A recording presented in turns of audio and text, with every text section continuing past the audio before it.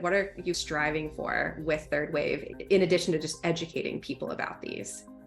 When I started to work with psychedelics, there was some initial shadow work of healing the shame and guilt of being raised in such a Christian conservative environment.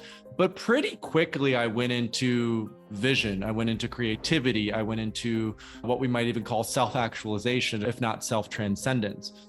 And if we look at the sort of origins of the human potential movement, which I'm sure has been talked about on this podcast from time to time, it roots in the Esalen Institute, and it is really overlapping with the sort of initial foray into psychedelics in the 60s. And yet, still, to this day, we have very little research that exists about the overlap of psychedelics for leadership, psychedelics for creativity, psychedelics for flow, psychedelics for optimal well-being, psychedelics for relationships. So what I'm most driven by on a tactical level is how do we encourage conversation about the importance of psychedelics for the betterment of well? How can we start to facilitate research at that overlap and intersection with the core intention of, I love one of the futuristic thinkers that I love is Bucky Fuller.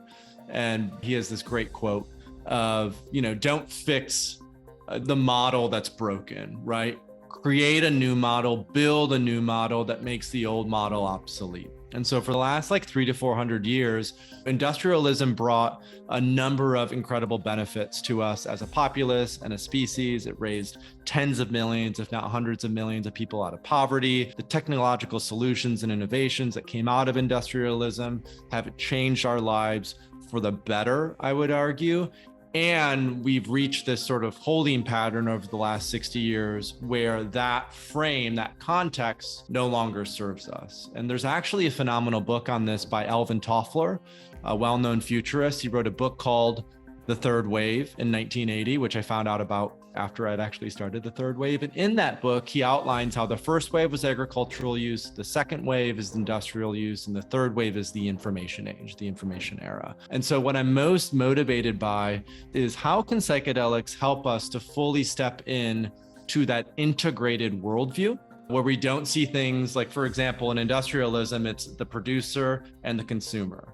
Right? In industrialism, it's you versus me. And what I sense to be true is that the core teaching of psychedelics is that we're all connected. There's a sense of interbeing in everything. And that the new systems that we build in education, in healthcare, in business, in politics have to recognize that truth and have to come from that truth. And that the more that we can, particularly for those who are in leadership positions, for those who are in creative positions, if we can inform that philosophy with an embodied sense of gnosis or through plant medicine experience, I think that will go a long way to building and creating new systems that are more harmonious, more in alignment with nature. They're more in alignment with what we really need to be nourished and healed as human beings.